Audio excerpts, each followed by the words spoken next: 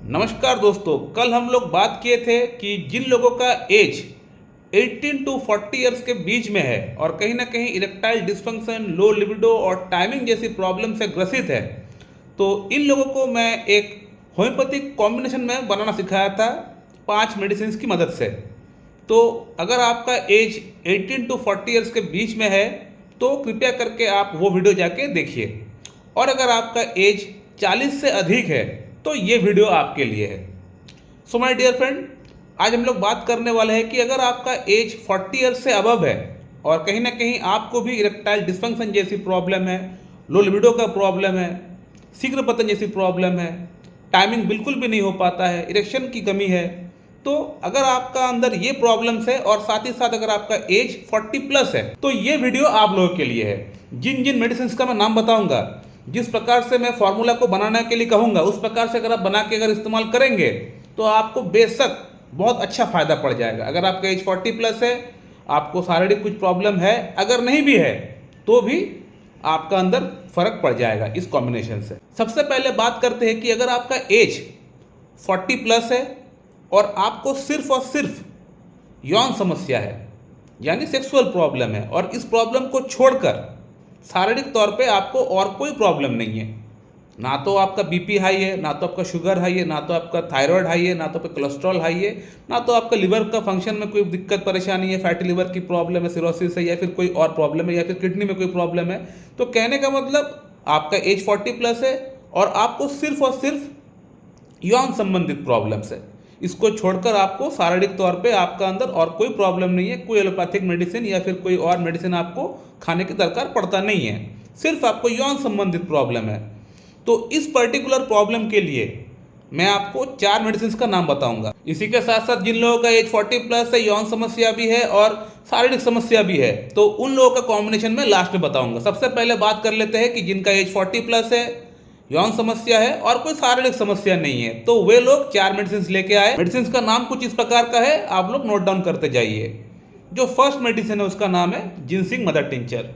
जो second medicine है उसका नाम है एग्नेस कैस्टस मदर टिंचर।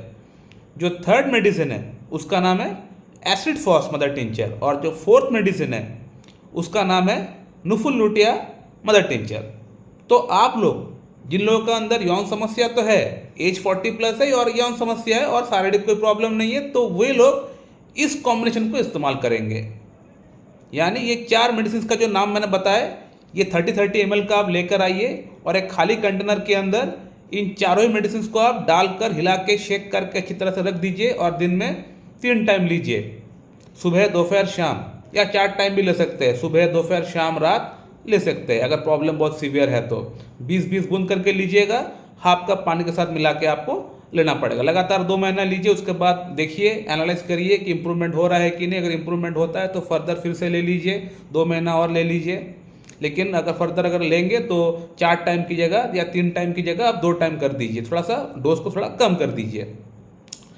अब बात करते हैं कि जिनका एज 40 प्लस है, साथ में यौन समस्या है और साथ में शारीरिक प्रॉब्लम भी है, यानी हाई शुगर हो सकता है, हाई ब्लड प्रेशर हो सकता है पेशेंट को, किडनी में प्रॉब्लम हो सकता है, लिवर में प्रॉब्लम हो सकता है, गैस्ट्रिक प्रॉब्लम हो सकता है।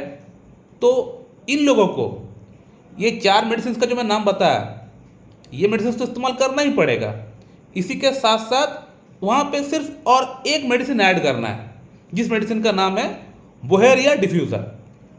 इन 4 मेडिसिन के साथ आप इस मेडिसिन को ऐड कर दीजिए। यानी जिनका अंदर कोई शारीरिक समस्या नहीं है, सिर्फ यौन समस्या है, वे लोग ये 4 मेडिसिन लेंगे, और जिनका अंदर यौन समस्या के साथ साथ शारीरिक प्रॉब्लम भी है तो वे लोग इस एक मेडिसिन को एक्स्ट्रा वहाँ पे ऐड करेंगे, यानी बोहेरिया डिफ्यूज़र को वहाँ पे वो लोग ऐड करेंगे उस कॉम्बिनेशन के अंदर। बाकी और कोई चेंजेस नहीं है, बाकी सब कुछ सेम है।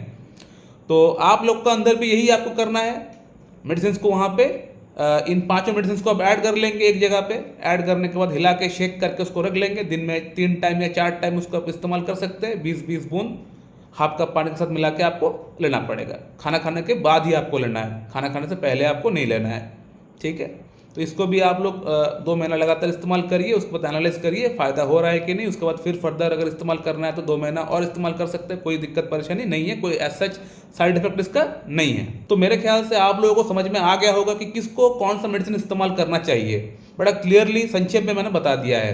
अगर एक बार समझ में नहीं आ रहा है तो वीडियो को फिर से एक बार सुन लीजिए, सब कुछ क्लियरली समझ में आ जाएगा। इसके अलावा अगर आपके मन में कोई प्रश्न है तो आप लोग कर सकते हैं, कमेंट करिए, मैं वहाँ पर रिप्लाई जरूर डाल दूंगा। So thank you very much and have a good day.